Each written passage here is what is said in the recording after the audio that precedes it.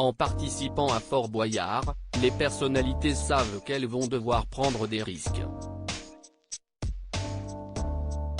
Elles sont en effet contraintes d'affronter des épreuves souvent redoutables et effrayantes pour récolter de l'argent au profit d'une association. Elsa Fayer a dû essayer de sauter à l'élastique alors qu'elle a peur du vide. Une séquence que Télé Loisirs vous dévoile en exclusivité. Si la majorité des amateurs de sensations fortes rêvent de sauter à l'élastique, pour le commun des mortels cela ressemble plutôt à un cauchemar. Tel est aussi le cas pour Elsa Fayer. Malheureusement pour la journaliste, les équipes de Fort Boyard ont décidé de la contraindre à passer la redoutable épreuve du saut à l'élastique. Si l'idée paraît spectaculaire, elle n'est pas du tout du goût de l'animatrice comme Télé Loisirs vous le dévoile en exclusivité dans l'extrait vidéo en haut d'article.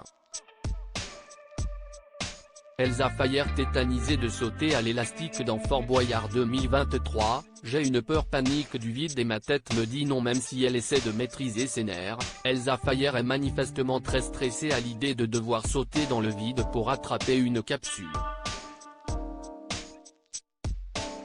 D'ailleurs, elle confie à Olivier Mine qu'elle a une peur panique du vide. Afin de l'aider, l'animateur la soutient autant qu'il peut et lui dit « Ta tête te dit non et ton cœur te dira peut-être oui, parce que tu sais, dans ces cas-là, le fait de se rappeler qu'on est là pour l'association que vous défendez ce soir, va peut-être motiver davantage ton cœur que ta tête. » Si ces paroles sont bien encourageantes, malheureusement, elles ne semblent pas tout à fait convaincre la participante. Fort Boyard 2023, Elsa Fayer peut compter sur le soutien de ses coéquipiers. Et d'un pigeon.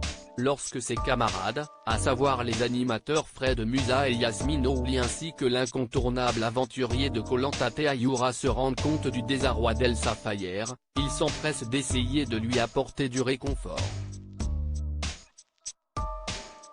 En criant pour qu'elle entende bien, ils lui disent qu'elle va y arriver et qu'il faut qu'elle se lance sans trop réfléchir mais en se focalisant sur la manière d'attraper la capsule qui contient le code. Si est-ce à ce moment-là que l'intéressé reçoit un soutien pour le moins inattendu puisqu'un pigeon traverse la cour du fort pour se poser à quelques centimètres d'elle. Motivée par cet encouragement insolite et par ses coéquipiers, l'animatrice du groupe TF1 fait une tentative. Mais n'arrive pas à trouver la force de se lancer dans le vide.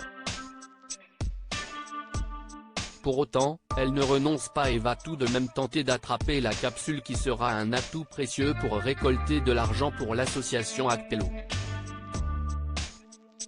Réussira-t-elle? Réponse samedi 12 août dès 21h10 dans Fort Boyard sur France 2.